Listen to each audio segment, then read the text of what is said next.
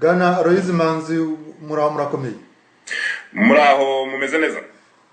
Turakomeye. Radio Impara yifuje kuganira nawe kuko uri umwe mu bayobozi b'ishyaka IDR ndetse ukaba uri komiseri ushinzwe ububanyi n'amahanga mu mpuzamashyaka CPC. Ubu muri iyi minsi hakaba hari ikibazo cy'uko haje ikintu cy'ubushyamirane cyangwa se imyumvire hagati y'abayobozi ba CPC. Tukaba tugira ngo nimba hari icyo mwabwira abanyarwanda mube makibasobanurira cyane cyane mubabwira uko ikibazo kimeze. Ese icyemezo cyaturutseho gituma haraje amahane cyatanzweho ko na perezida wa CPC ku giti cye cyangwa se ni icyemezo cy'inama? Murakoze kuba muduhaye ijambo.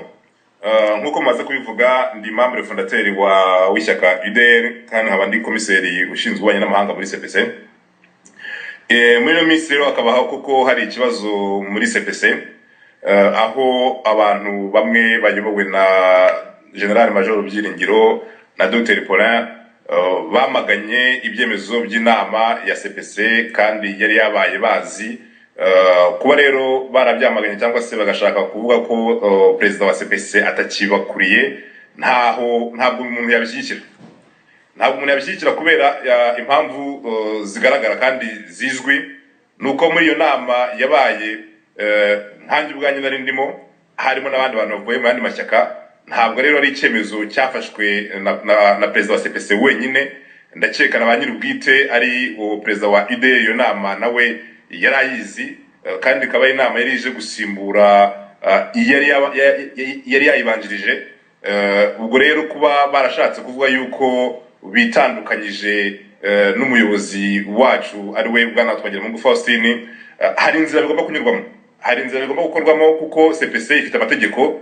CPC ifite amategeko agenderaho, kandi iyo uramutse utishimiye ibyemezo byafashwe, hari inzira zihari zo kugira ngo ube watangaza ibitekerezo byawe. Ariko rero kuvuga ngo ugiye guhirika ubutegetsi, ngo ugiye kuvanaho inzego, ntabwo ibyo bintu bishoboka. Kugeza umunsi rero bishaka kwemeza nuko umuyobozi wacu ari Bwana Twagiramungu Faustin, kandi ibyemezo yabifashe mu nama harimo abantu bavuye mu mashyaka yose yo muri CPC. Turabizi, tuzi ko CPC ifite ibiro i Buruseli, ifite ndetse n'abayobozi ndetse n'abandi muri za komisiyo. Ubu ngubu mwatubwira ko CPC ihagaze ite, iyobowe ite, bimeze bite?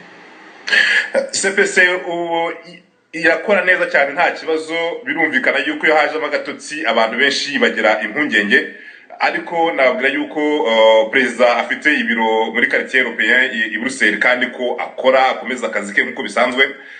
Abakomiseri bamwe muri CPC nabo barakomeza nkatwe muri ububanyi n'amahanga, akazi turakomeza nta kibazo gihari. Iyo rero habaye ikibazo hagati y'abantu cyangwa se y'abavandimwe, ntabwo bivuga yuko bigomba kubuza organisation yose gukora. Twakwizeza abanyarwanda bose ko akazi gakorwa neza kandi ko intego CPC yiyemeje izageraho mu minsi iri imbere. Hari akabazo k'amatsiko duhereye ku kiganiro cyatanzwe na radio y'Abafaransa RFI, aho Dr Paulin Murayi yavuze ko kuva kera Twagiramungu Faustin afite ikibazo cyo gucamo amashyaka ibice, kandi mu by'ukuri mukaba mwaratangiranye ishyaka ndetse mukazira muri CPC rimwe. Ese ni ukuvuga ko kuva mbere ko yavuze ngo ni ikibazo kuva kera, wamubonaga ko afite uwo mugambi wo kuza kurwanya Twagiramungu avuga ko afite ibice? Kuko niba yarazi kuva kera ko afite ibice, ntiyari kuza muri CPC uretse kuza kuvuga ati ndashaka kumukura imbere kuko buri gihe yishyira imbere. Hari ikintu wabibonagaho? Iyo abantu bagiye gutandukana ntabwo babura impamvu bashakisha, ni rimwe na rimwe nta shingiro zifite. Ibyo kuvuga yuko Bwana Twagiramungu ashobora kuba ashaka gucamo amacakubiri mu mashyaka, ibyo ni nabirekera nyine wabivuze, nge ntabwo ariko mbibona. Gusa icyo nzi nuko twe twaje muri IDR tuje gushyigikira CPC, kandi tuzi neza ko ifite inzira igaragara izageza ku banyarwanda. Kugeza uyu munsi n'uyu rero ntabwo birahinduka, kandi uramutse ufite n'ubundi buryo washaka kwerekana ibitekerezo byawe wabivugira muri CPC. Ntabwo ari ngombwa ko nawe ubwawe ugenda no ukicamo kabiri. Ntacyo rero waburega n'icyo waburega Bwana Twagiramungu n'ibyo abandi barimo gukora uyu munsi, nabyo umuntu yavuga ko ashatse gucamo CPC kabiri. Nkumva rero ko icyo kibazo nta shingiro gifite. Ikindi kibazo umuntu yavugaho nuko ubu ngubu wenda mushinzwe ububanyi n'amahanga hari ibihugu n'imiryango ndetse n'abaparteneri n'ibindi bihugu mukorana, ese iki kibazo bagifata bate, mwabibwira mute abanyarwanda, ubu byifashe bitego bafata bate iki kibazo? Birumvikana ahantu hose hari imiryango kandi ihurira n'abantu benshi yakunze kuzamo ibibazo. Ndumva rero ntabwo ari twe ba mbere kandi nubwo natwe ba nyuma. Icyangombwa nuko bazi umuyobozi uyobora CPC, icyangombwa kandi nuko bazi ibikorwa turimo, icyangombwa nuko bazi ibitekerezo byacu byubaka, icyangombwa nuko bazi ko dushaka kuzakemura ikibazo cy'impunzi, icyangombwa nuko bazi yuko dushaka yuko guverinoma y'u Rwanda yagirana imishyikirano ndetse n'abantu n'amashyaka yose ari muri opposition kugira ngo turebe ko twakubaka u Rwanda rubereye abanyarwanda, u Rwanda rubereye abana babo, u Rwanda ruzaha agaciro buri wese. Ibyo rero abaterankunga ndetse n'ibihugu by'inshuti ibyo barabizi ko umurongo wa CPC ari umurongo muzima, ari umurongo uhamye kandi ko ari igisubizo ku bibazo by'u Rwanda rufite muri iki gihe.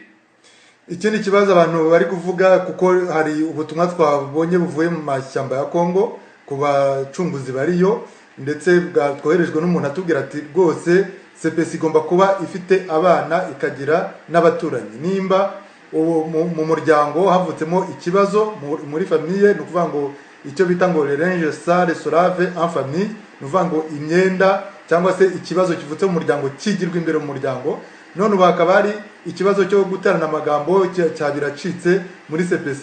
Muri kumva ari iki kigiye gukorwa, ni icyo ngubu mwabwira abo muri FDL, kuko FDL ntabwo iragaza position neza muri CPC? FDL iri muri CPC, ibyo nta gushidikanya, kuko n'amatangazo yatanzwe nta hantu bigeze bavuga ko FDL yavuye muri CPC. Ikindi cya kabiri, CPC ishyigikiye FDL kandi izakomeza iyishyigikire. Kubyerekeye rero ko hashobora kuba habaye ibibazo hagati y'abantu babana cyangwa se mu muryango, ibyo ni ibintu bibaho, gusa nyine iyo habaye ibibazo icyangombwa ni ukureba uburyo abo bantu bakongera bakicara hamwe bagashakisha umuti, bakareba ibibazo bashobora kuba bafite, kuko nkeka yuko kandi nemeza yuko bahuriye kuri byinshi kurusha ibibatanya rero ni ibintu by'abantu wenda bamwe bavuga bati ntabwo kanaka twumvikana, ariko hari inzego, hari amategeko abigenga. Nkaba rero mpamagarira bagenzi bacu bo muri IDR ndetse na General Major Byiringiro ko byaba byiza yuko habayeho ibiganiro kugira ngo bahoshye ano makimbirane, byafasha kandi byagira abanyarwanda bose akamaro, kuko icyangombwa nuko twese twubaka tugatanga umuganda kugira ngo ikibazo cy'impunzi n'ikibazo abanyarwanda benshi bafite tubibonere umuti, aho gukomeza guterana amagambo kuko nta kamaro bifite. Ikindi kibazo wenda ni ikibazo kigaragara hanze, abantu bashaka ko ibi bintu by'amagambo birangira, kuko hari gukoreshwa imbaraga nyinshi cyane zo kurwanyana, ku buryo noneho kurwanya ubutegetsi abantu bahagurukiye ahubwo bitari gukorwa. Hakaba hari ikibazo rero abantu bari kwibaza bati byagenda bite ko turi kubona hari nk'ibinyamakuru byahagurukiye kurwanya umuntu, kurwanya Twagiramungu Faustin kurusha uko birwanya Kigali. Ibyo binyamakuru mwabibwira iki? Ibyo binyamakuru icyo twabibwira, ntabwo twagiye mu mashyaka tugira ngo twimakaze demokarasi no kugira ngo itangazamakuru ryigenge. Ntabwo rero twababwira ngo bakore ibi n'ibi twifuza, gusa nabo bagombye kureba icyo baharanira. Icyo baharanira ni ukugira ngo abanyarwanda babe babona bahirika ingoma batemeye, abanyarwanda babe bata impunzi zizataha mu Rwanda kandi zibone uburenganzira bwazo. Nkumva rero ko kwandika ku bintu bibanze ku muntu ni uguta igihe, kuko icyangombwa ni ibikorwa byubaka, ibikorwa kandi bijyanye n'intego umuntu yiyemeje. Ntabwo ntekereza yuko intego z'abira binyamakuru ari ugusenya cyangwa se kwanduza bwana Faustin Twagiramungu, ariko niba ariyo ntego yabo, ubwo nababwira ko nyine bari mu nzira nziza. Ariko niba wumva ko intego yabo ari kugira ngo bahindure ibintu mu Rwanda, bagombye kureba kuko niba ibyo bakora niba bijyanye n'iyo ntego bashaka kuba bariyemeje. Ubwo rero nkaba nasubiza mvuga nti umutima nama w'abayobozi b'ibyo binyamakuru wagombye kubagira inama nyine bakareba ibyo barimo niba hari icyo bitanga, kandi basanga nyine barimo ari byo biri mu nzira nziza bagakomeza. Gusa ku ruhande rwanjye ntabwo nemeranya nabo, hari ibintu byinshi bigomba gukorerwa cyane cyane ku banyarwanda barimo bafite akababaro. Ibyo ni ibibazo abanyarwanda bakeneye, aho kugira ngo bite ku bibazo by'ubutegetsi buraha naha bwa kanaka ibyo yakoze kera, kuko ugiye kureba kuri buri wese ndetse nawe wabyandika ugiye kureba mu byo wakoze kera wasanga nta muntu udafite amateka, kandi ayo mateka ya buri wese ushobora gusanga atari na meza. Gusa rero nkaba mvuga ni nyaboneka abantu mwandika ibintu hirya no hino, ni mugerageze gushaka uburyo mwakunga abantu, uburyo ibisubizo byaboneka, kugira ngo abanyarwanda cyane cyane bari hanze bababaye bere kumeza gucikamo ibice, ahubwo bose batahire umugozi umwe, turebe ko twashaka ibisubizo by'abanyarwanda by'impunzi zirimo zabarera zihara muri Kongo, ndetse n'abandi bose bari hanze kandi batezeho byinshi. Ubwo rero nkabambwira abantu bose bari abanyamakuru n'abandi bose bagifite uburakari cyangwa se bafite umva batanuzwe n'ibyabaye, ko igihe cyo komeza gutangaza amakuru yo gusebanya bagombye kugishyira hasi, ahubwo bagashakisha uburyo abantu bakwicara bagashakisha ibisubizo byabera abanyarwanda. Murakoze. Akabazo ka nyuma wenda kugira ngo turangize kandi turishimira ibisubizo muri gutanga byiza, nuko ubu ngubu turi muri demokarasi nk'uko mubivuze, ikibazo cyavuka abantu bakajya impaka, tujya tubona mu bindi bihugu hari n'igihe n'abadepite barwana, ariko ubuzima bugakomeza kandi icyemezo kivuyemo kikaza ari icyemezo gikomeye gifite imbaraga. Ubu rero ikibazo cyaragaragaye muri CPC, kigaragazwa n'ubuyobozi, icyemezo kirafata, urabona ko hajemo impaka nyinshi, n'ubu abantu baracyajya impaka. Murabona nyuma y'izi mpaka y'iki cyemezo CPC izabisohokamo imeze, izaba iri hasi cyane cyangwa izaba igize izindi imbaraga? Birumvikana ko iyo abantu barimo batavuga rumwe, nta ingufu zabo ntabwo bavuga ko zirimo zitera imbere, haba hari ikibazo. Ikibazo rero kandi ibibazo bihoraho, ibibazo biriho muri CPC ntabwo bavuga ko ari ibibazo by'ingutu bisumbye ibibazo, ahubwo abanyapolitike bose bagombye guhuriraho kugira ngo bakemure. Nkaba rero mbona yuko kuba buri wese yavuga ibyo atekereza n'uburenganzira bwe, kuba buri wese yavuga ati ntabwo mbyemera nabyo nukubyumva, wenda ko ntabwo wagaye umuntu avuga ati ngiye ibi ntabwo bangishije inama, ibi uburyo bijya ntabwo mbyishimiye, n'uburenganzira bwabo. Gusa icyo mvuga nuko ibintu byose hari umurongo bigomba gukorwamo. Hari amategeko agenga CPC, ayo mategeko niyo abantu bagombye gukurikiza bakayigenderaho, noneho n'ibibazo byabo batishimiye bakaza kabigaragaza mu nama. Ntabwo rero abantu bataje mu nama bashobora kuza ngo bafate ibyemezo birengagije abandi bari mu nama kandi bemeje ibintu bihari. Nkeka rero ko ibyo byose ni ibintu abantu mu gihe imitwe izaba imaze itagishyushye bazicara hamwe bagatekereza, bagashakisha ikintu cyakubaka cyakunga abo bagenzi babo, kuko nkuko nabivuze mbere, ibibatanya ndumva ari bikeya kurusha ibyo bahuriyeho. Kandi ku banyarwanda, ku muntu ukunda u Rwanda, ku muntu ukunda opposition, ushaka ko opposition yatera imbere, ikibazo ntabwo gikomeye cyane ku buryo bakwicara hamwe bakabiganiraho bakabona igisubizo. Nkaba rero ngira ngo mbwire abatwumva yuko CPC irakora, CPC irabarengera, CPC ifite ubuyobozi, CPC ifite inzego, CPC ifite ingamba zifatika, ifite ahantu itwerekeza, kandi nkaba nkeka yuko rwose mu minsi mikeya, mu gihe kizaza, ibisubizo twateganyije abanyarwanda bizagaragara.